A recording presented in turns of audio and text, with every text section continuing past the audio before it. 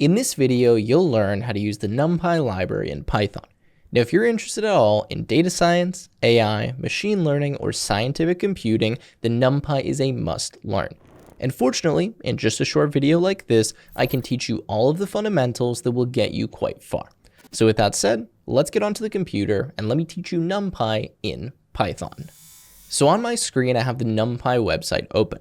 Now, most everything you'll see in this video comes straight from the documentation. I've just condensed it and put it into a nicer format to learn. So if you want to reference anything, feel free to go here, numpy.org. Now, with that said, I'm going to go into my code editor here. For this video, I'm using Cursor, but you can use anything you like. PyCharm, VS Code, doesn't matter. And the first thing we need to do if we want to start working with NumPy is we need to install it. So go ahead and open up your terminal and simply type the command pip install NumPy. Now that's going to install that directly into your Python installation and then allow you to import it and start using it inside of your project. So if you're on Windows, you can simply run this command. If you're on Mac or Linux, you can run the pip3 command. Now, once you have NumPy installed, you'll be able to use it by importing it just like this. Now, what you see me working inside of right now is something called a Juypter notebook. And I'm going to recommend that you follow along in this video using a Juypter notebook because it's the most common when dealing with libraries like NumPy and doing things like scientific computing. Now, if you're wondering how to open a Juypter notebook, it's quite simple. If you're working inside of VS Code, Cursor, or any VS Code fork, so something like Windsurf, you can hit on your keyboard Control-Shift-P or Command-Shift-P if you're on Mac. You can type Juypter, so J-U-P, and then it should start showing the autocomplete here. And you can go create new Juypter notebook, the one I have selected right here. From here, it should open up a new notebook, which ends in this .ipynb extension.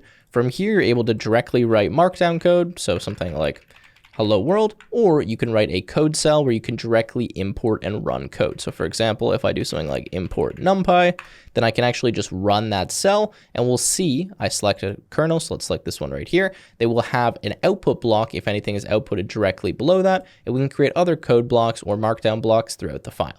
So I've already created a notebook that has all of the code that I'm going to be showing you in this video, but I recommend you make your own notebook, again, ending in .ipynb, and you mess around and kind of play with some of the examples that I'm showing you in this video.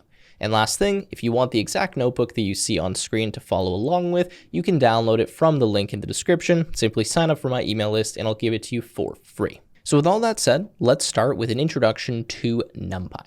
Well, NumPy stands for Numerical Python, and it provides support for large multi-dimensional arrays and matrices. It includes a collection of a ton of mathematical functions to operate on these arrays, and it's essential for any type of data science, machine learning, and scientific computing task in Python.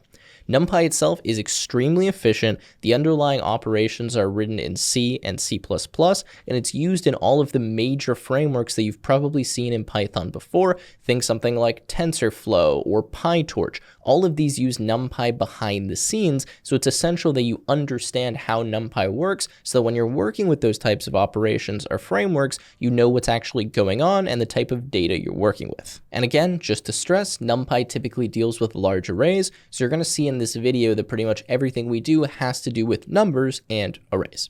Okay, so if you want to get started with NumPy, the first thing you need to do is import it. So you import NumPy as NP. Now this is just the convention. You're almost always going to see anytime NumPy is used directly that it's imported with the alias NP. Now let's just quickly go over why you would use NumPy. I already talked about some of the reasons, and I'm going to give you a few practical examples in some of these code cells right here.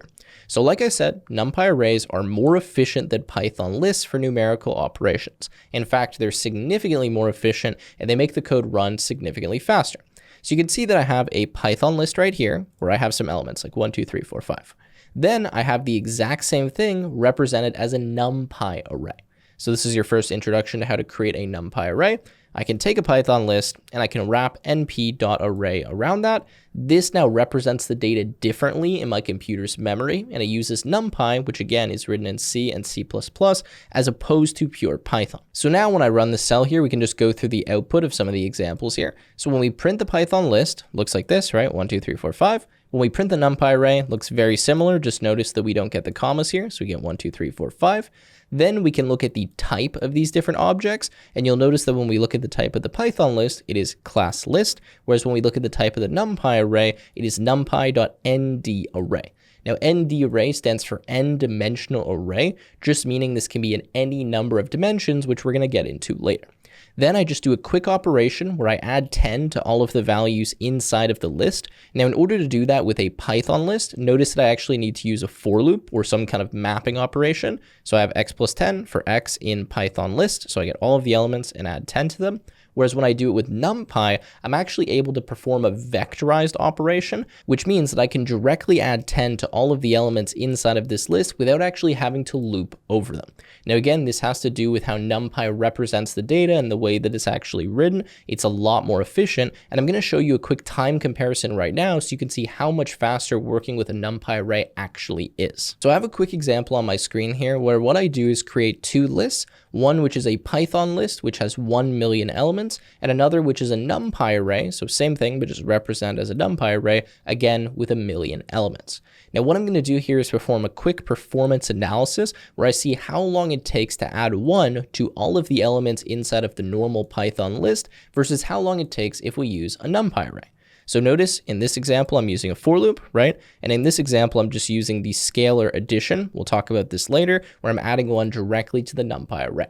So I'm just going to run the code here, and I just want you to see that what happens is NumPy is 35.6 times faster, where with the Python list, it took 0.035 seconds, and with the NumPy array, it took 0.001 seconds. Significantly faster, and this is just for 1 million elements. So hopefully at this point, you have a decent understanding of why you would use NumPy and what it is, and we're going to get into all of the syntax and features of NumPy after a quick word from today's sponsor, boot.dev.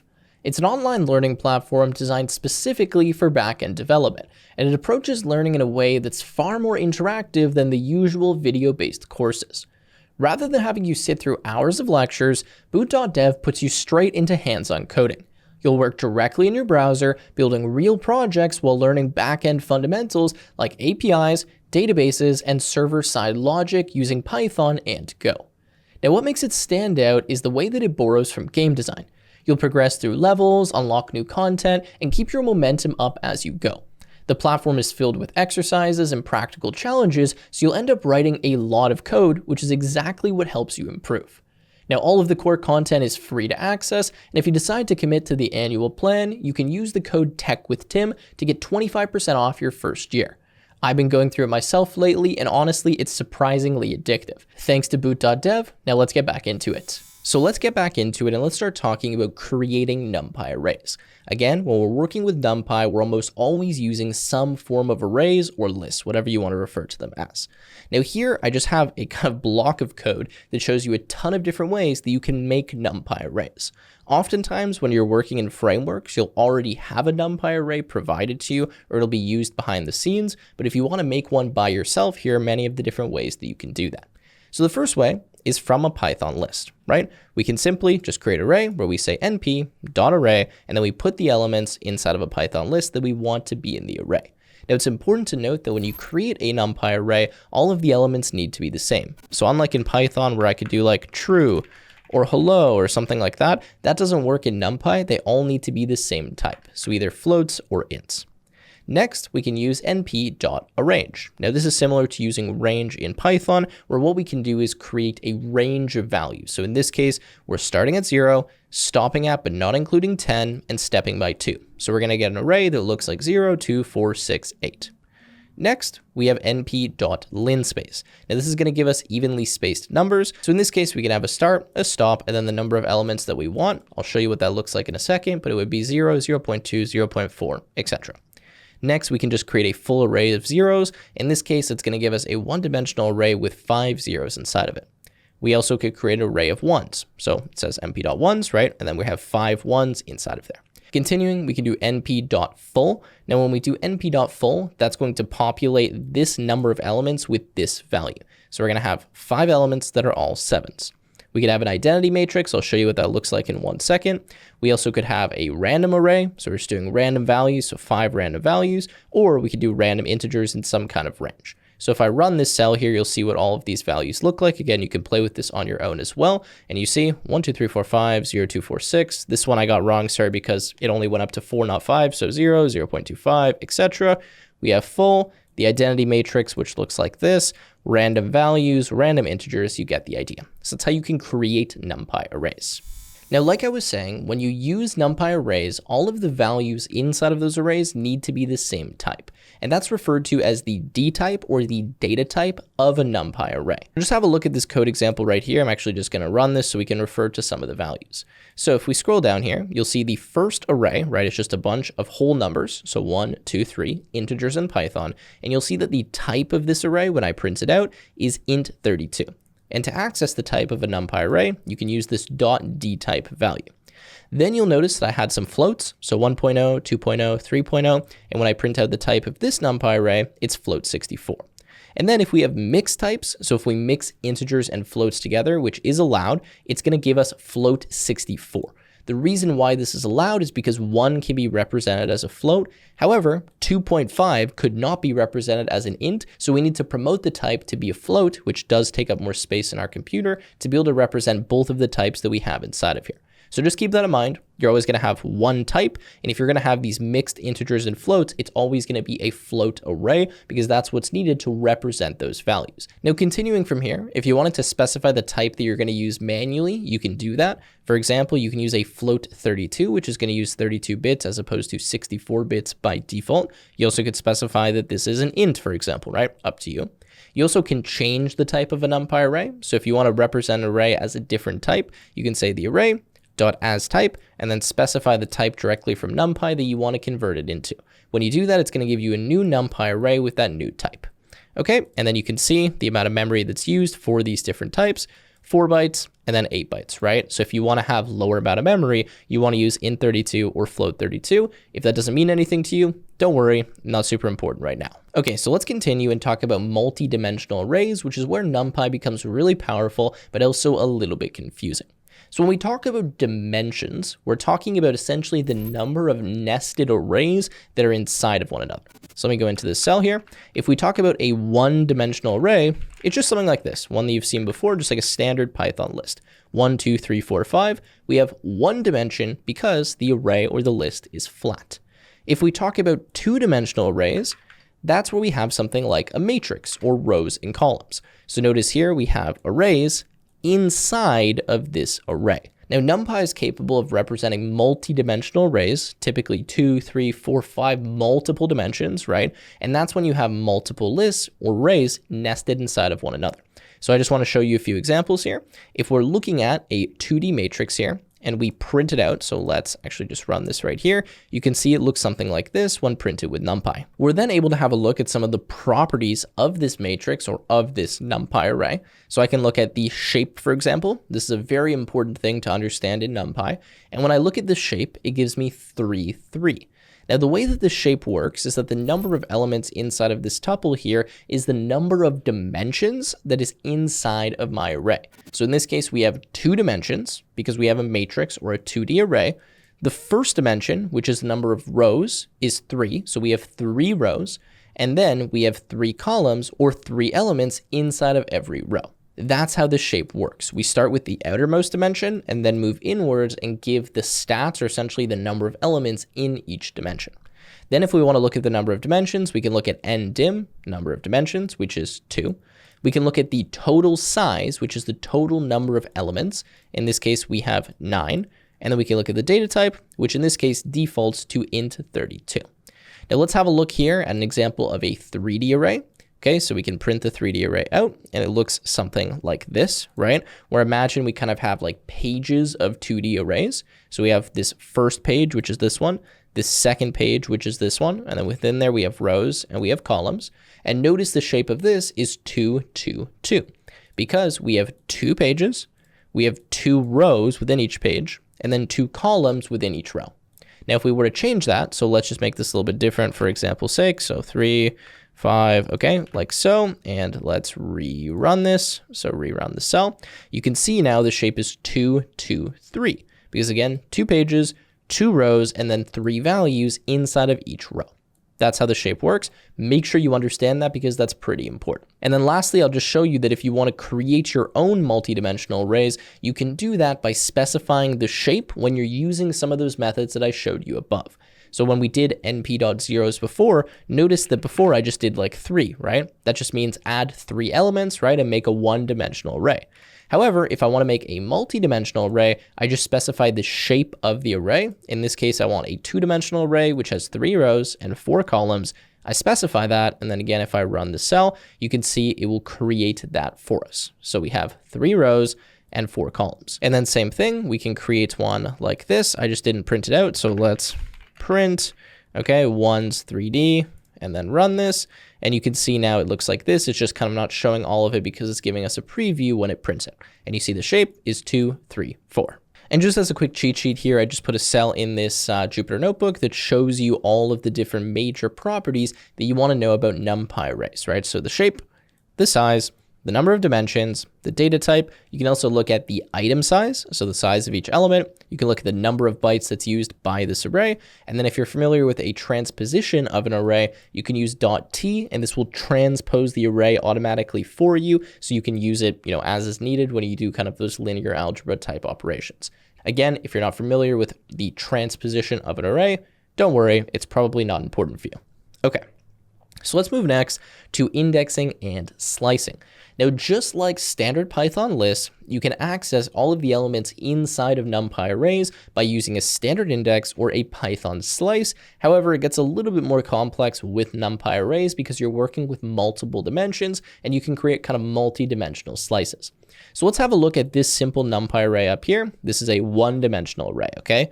So when we do 1D indexing, this is the exact same as a standard Python list. So if I want to access the first element, array at index 0. I want to access the last element, I can use a negative index, -1.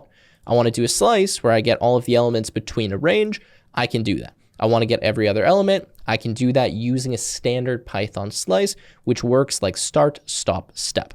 When you don't have an element, it means start at the beginning or stop at the end based on what kind of position you're in this slice. Now, when you get into 2D indexing, it gets a little bit more complicated. So let's run this so we can see the results.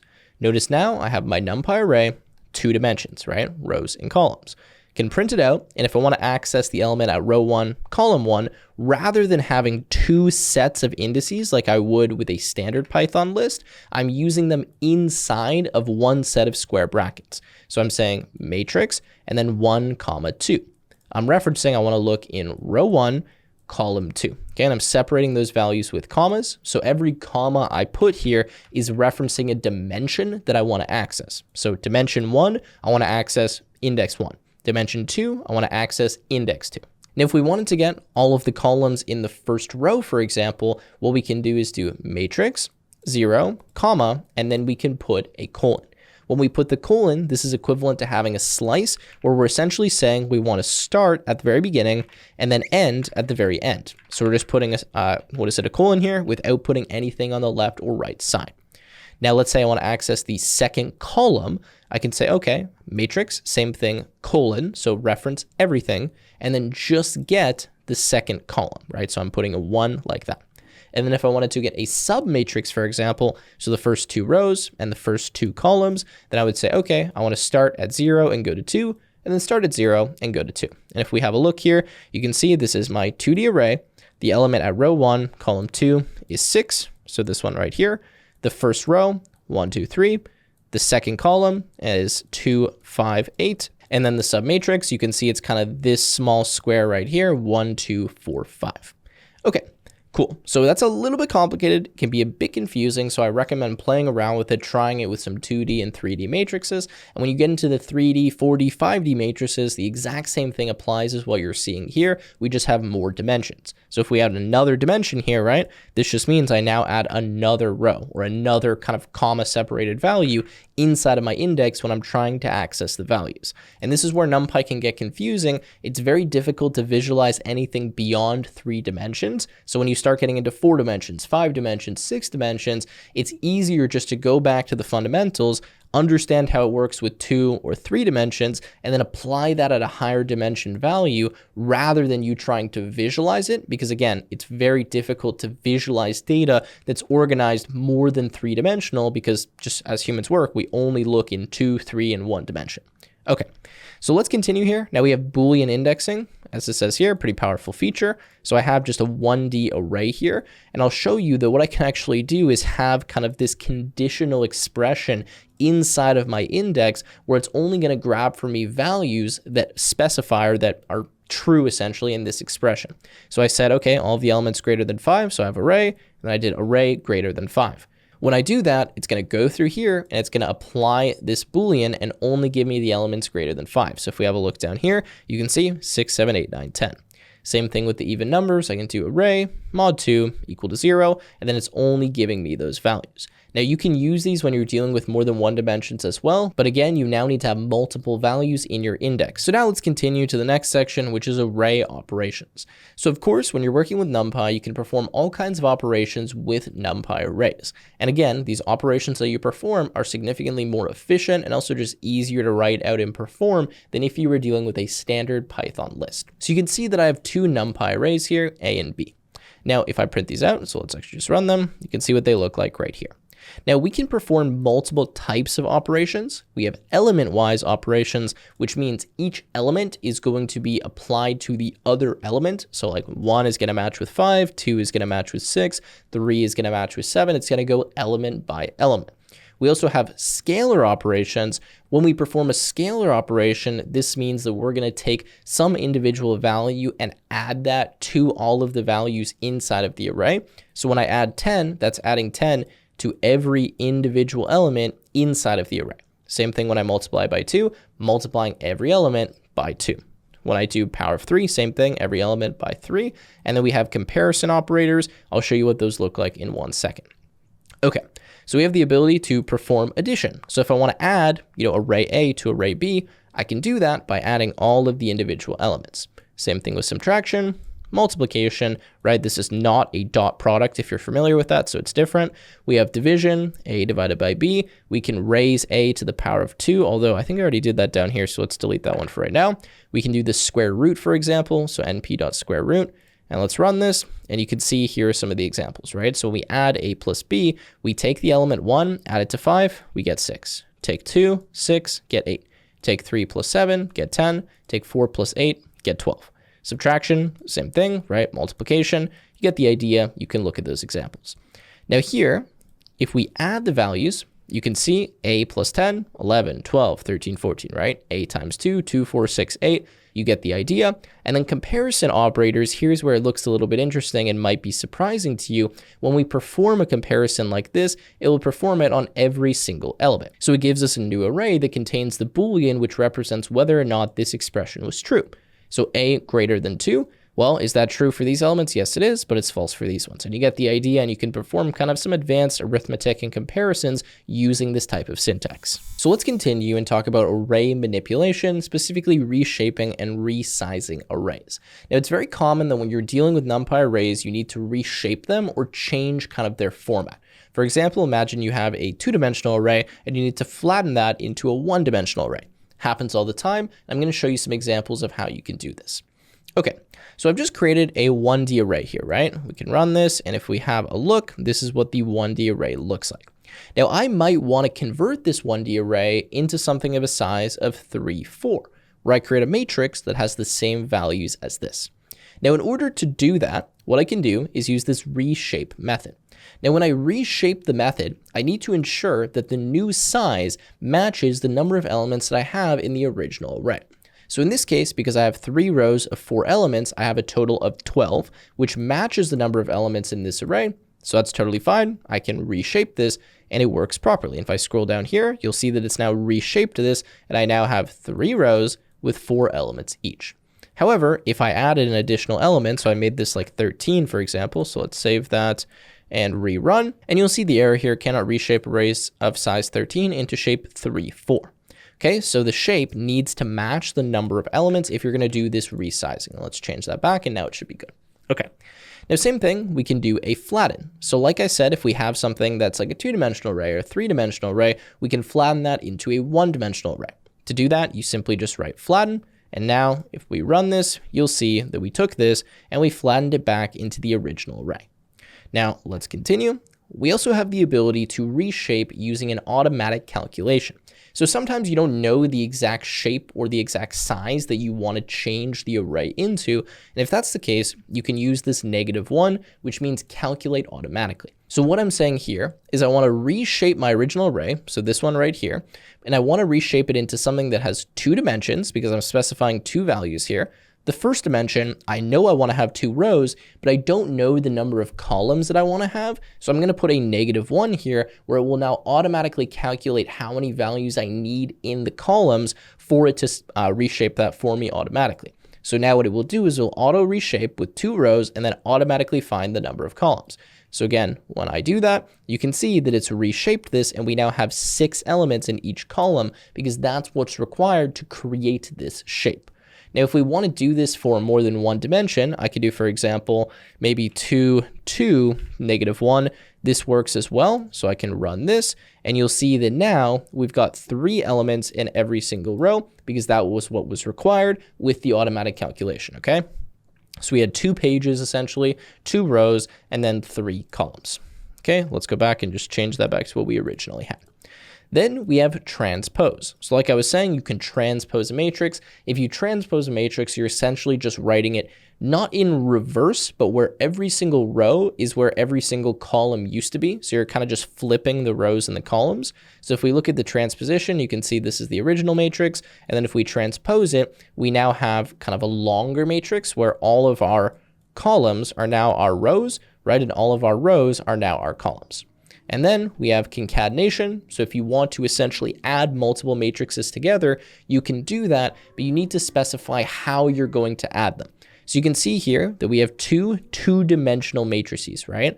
Now, if that's the case, if I want to add them or concatenate them, I can vertically stack them, I can horizontally stack them, or I can concatenate them and use a specific axis. Now, when I specify an axis, this is the same thing as me using a vertical stack or a horizontal stack. I'm just doing it more manually by saying what axis I want to combine these matrices on. And we're going to talk about axes in 1 second, so it makes a little bit more sense. Okay, so sorry, with the array concatenation, you can see we have array A, array B. When we do the vertical concatenation and we stack them along the vertical axis, you can see we have 1, 2, 3, 4, 5, 6, 7, 8. So we just took these, added them to the end there. Whereas when we do a horizontal concatenation, it adds it to the rows. So you can see that this row got added to this one, and then this row got added to this one.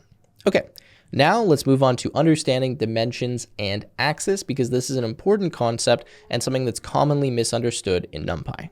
Okay, so when we talk about NumPy arrays, you're going to hear dimension, axis, and shape very commonly.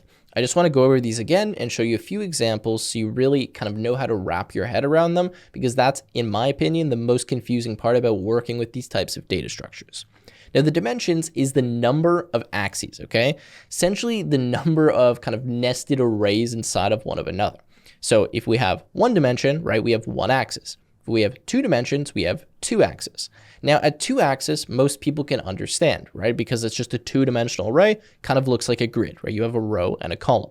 When we start going beyond 3, as I mentioned, it's very hard to visualize, but you still can have that type of data represented in NumPy. It's very common to see that type of data, but it's just hard for us to wrap our head around.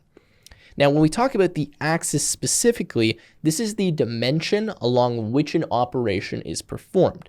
So if I'm working in a 2-dimensional array, for example, then I have 2 axes, right? Axis 0 is the row, axis 1 is the columns.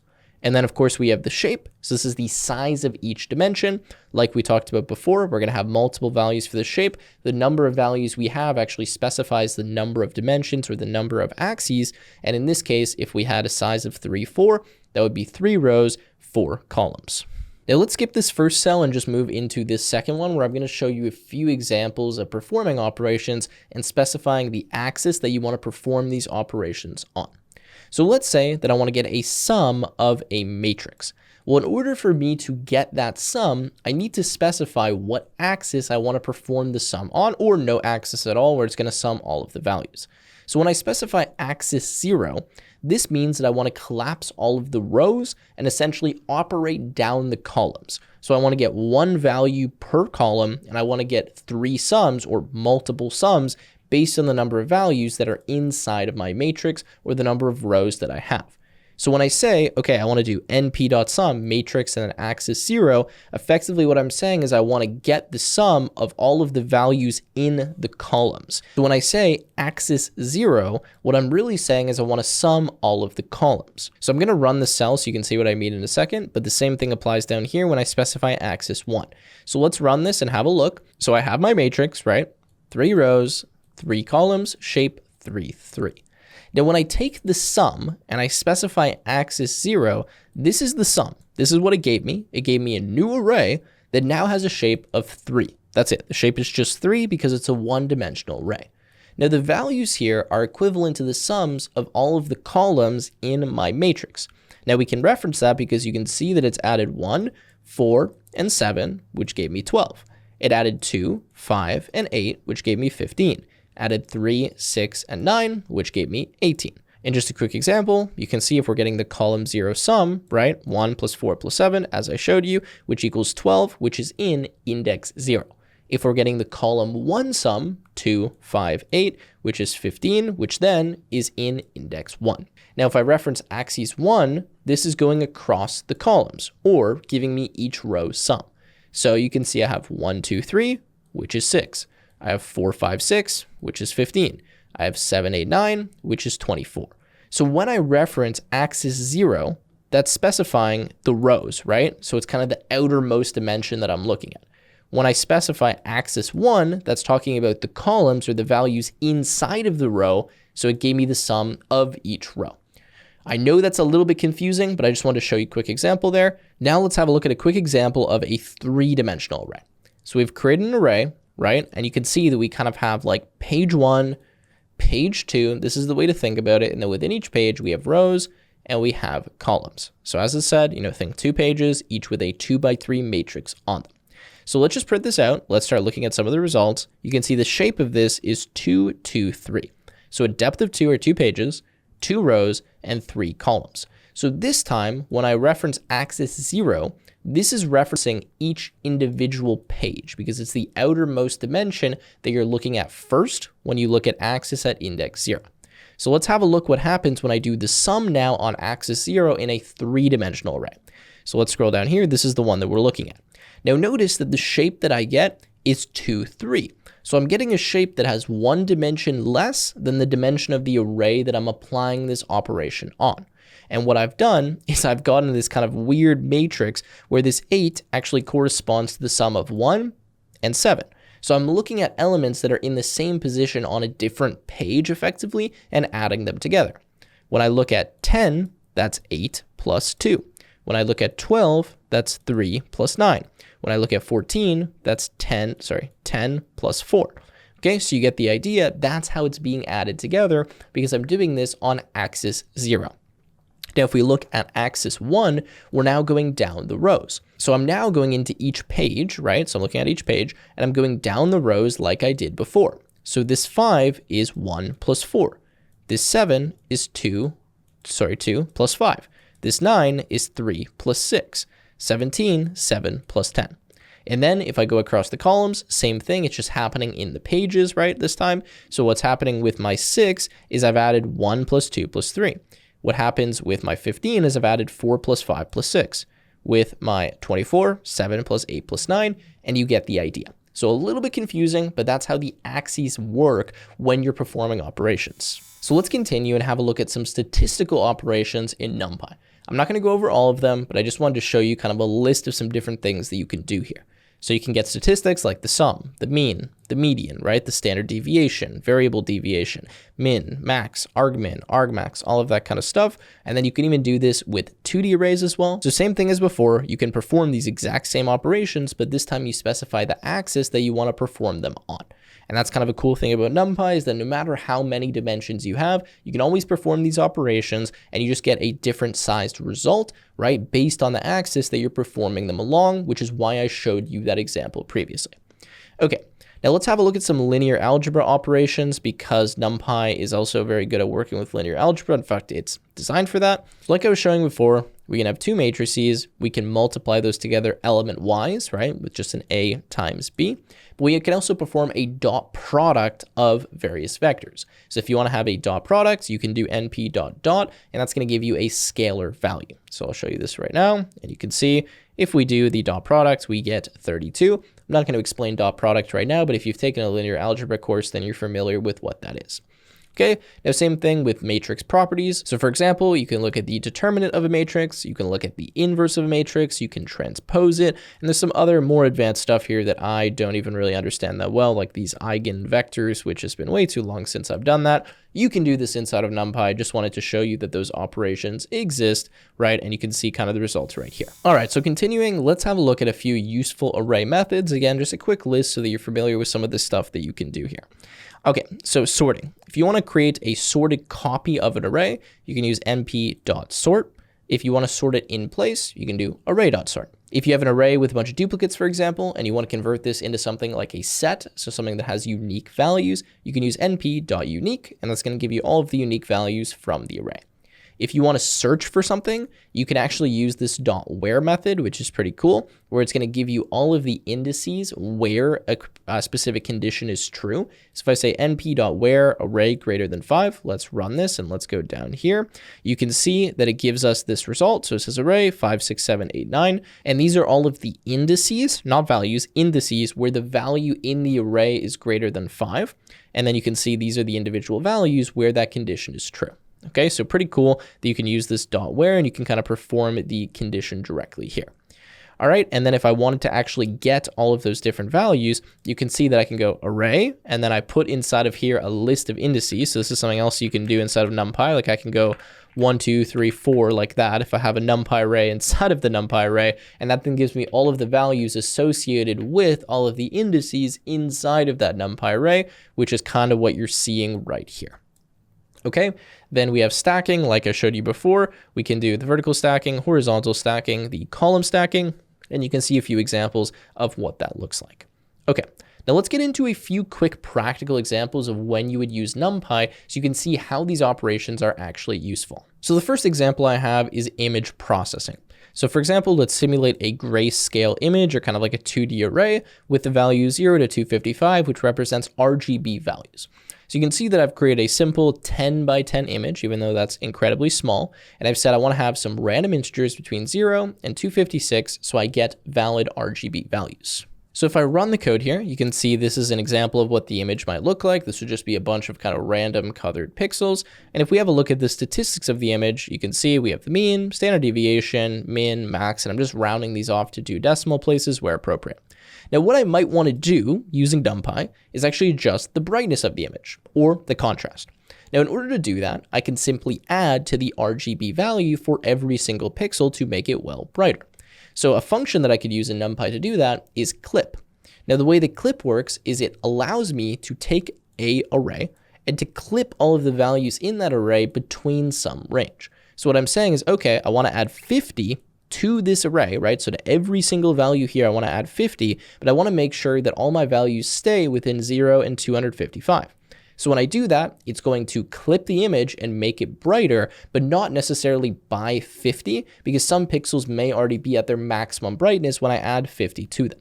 So if we look down here, you can see it says brightness increased, right? And shows me how much I increased the brightness by. Okay, then let's continue here. We have another example, right? Where same thing, we clip the image. This time I'm multiplying the image, so I'm actually adding contrast rather than brightness.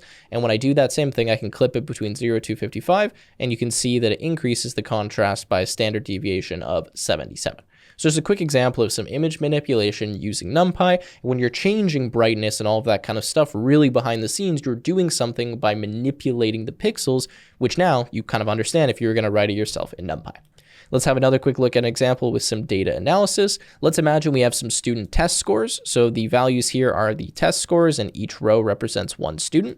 Right? If I want to print out all of the scores, can do that, have a look at it. And then maybe I want to get the mean, right? The average, the maximum score, the student with the best score, right? All of that stuff. So I can start printing out some of those values. So the average score per student. So this goes to each student and says, okay, student 1, 87, student 2, 90, student 3, 80, student 4, 96, etc.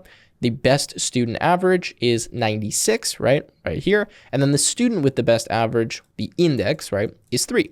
So if you use this argmax function, this gives you the index, whereas if you use the max function, it gives you the value. Both are particularly useful. Let's look at test statistics overall. So the average score per test, 87.6, 88.4, 89. So there was 3 tests, gave me 3 averages. The hardest test, 0. Easiest test, 2. And the way that I did that, if you have a look here, is I was doing this on the axis, right? So axis 0, getting the test averages, and then getting some results based on that. And then maybe I want to find all of the students who have scores that are greater than 90. Okay, I can do that. np.all, scores greater than 90, axis equal to 1. And this is going to give me a Boolean mask that has all of the students that essentially have this condition true. So if I scroll down here, you can see false, false, false, true, false. Indices 3, and then the scores of excellent students, 95, 98, and 96. So I was able to there, by using NumPy, really quickly do some data analysis, that is significantly easier than if I had to write it manually in Python. And then lastly, I just created this quick kind of cheat sheet for you that you can reference in this document in case you want to access it from the link in the description, which has a bunch of different functions in NumPy that you can use. Feel free to have a look at it. Of course, there are a lot more, but this video is just meant to cover the fundamentals.